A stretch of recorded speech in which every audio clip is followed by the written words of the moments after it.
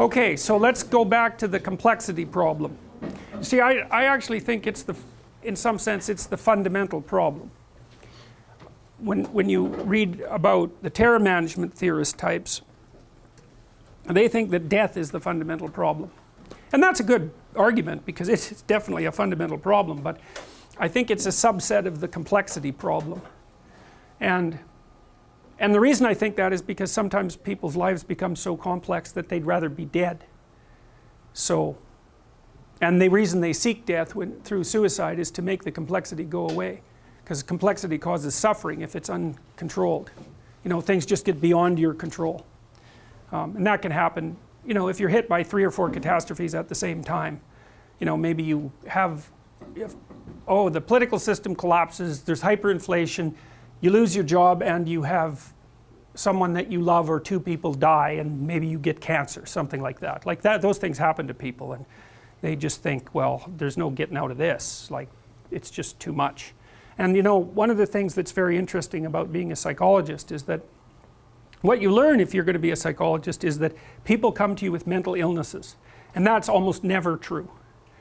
People come to you because their lives are so damn complicated they cannot stay on top of them in any way that doesn't make it look like they're just going to get more complicated. And so then that causes symptoms. You know, it's like there's this old idea, it's sort of a metaphor for genetic susceptibility. Take a balloon and blow it up until it's beyond its tolerance, it's going to blow out at the weakest point.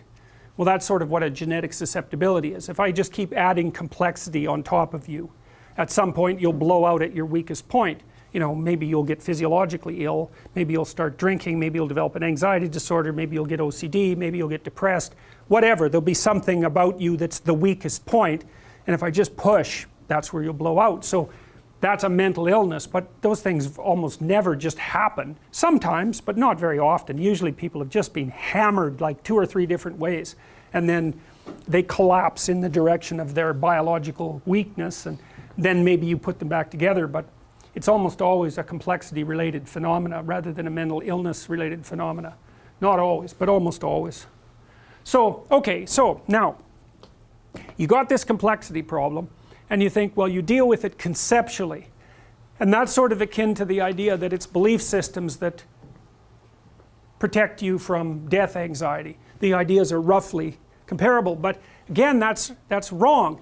It's the sort of thing only a psychologist could think up, because psychologists think that everything about you happens inside your head, so to speak, in your psyche, but that's not true.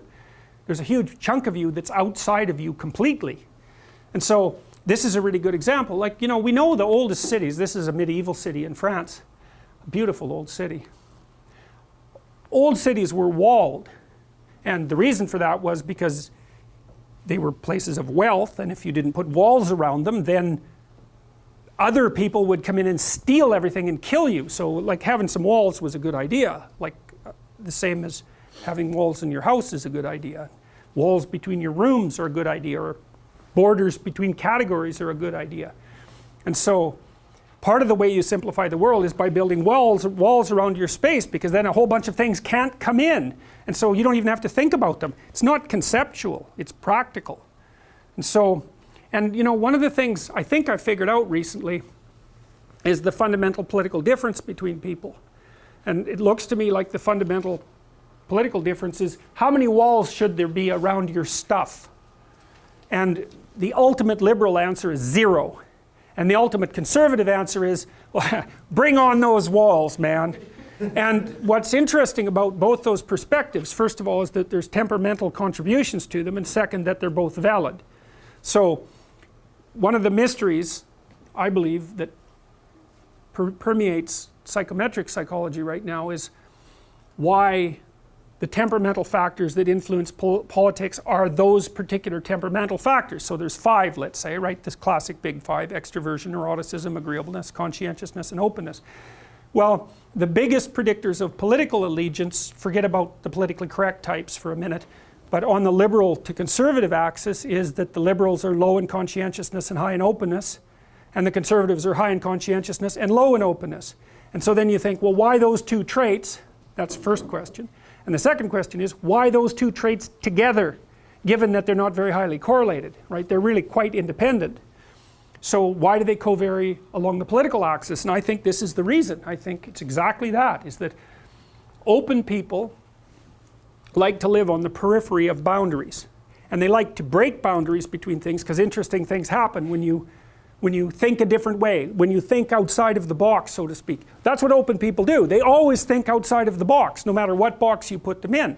You know, and sometimes you meet people that are so open that they're completely disorganized. Their thought process is almost completely associational, like a dreamer. They just jump from one thing to another, and they're very interesting to talk to. It's very hard for those people to get their lives together because they're interested in absolutely everything, and their attention just flits all over the place. And so they're open, and that actually does go along with higher intelligence, generally speaking. So, and then if they're low in conscientiousness, they don't see any utility in order. And order, like orderly people, because that's part of conscientiousness and the biggest determiner of political belief in the conscientious domain, the orderly people like to have everything in its separate place and properly structured. And so, you know, their world is box, inside a shelf of boxes, and then that shelf of boxes is inside another box, and all those boxes are nice and neat and tight, nothing inside them is touching, and everything in every box is the same thing. And you know, you can see you can see the utility in that, and that, as far as we've been able to tell, is also associated with disgust sensitivity. And people are disgusted, generally speaking, when things that shouldn't be touching are touching, like something horrible stuck to you, for example. That produces a very visceral sense of disgust. And it's a boundary violation, because that's what disgust is. It's indexes a boundary violation. And how separate people should be from one another as individuals or in groups is an entirely debatable issue. Because there's huge advantages when people mingle and mix, and there's huge dangers when people mingle and mix. And so at some point you say, well, the dangers are overwhelming the positives, and at another point you say, well, the positives are overwhelming the dangers, and you have a continual argument about that with yourself, but more importantly with people who have different temperament than you. You know, and the terrible temptation is to assume that only those people who have your temperament are correct,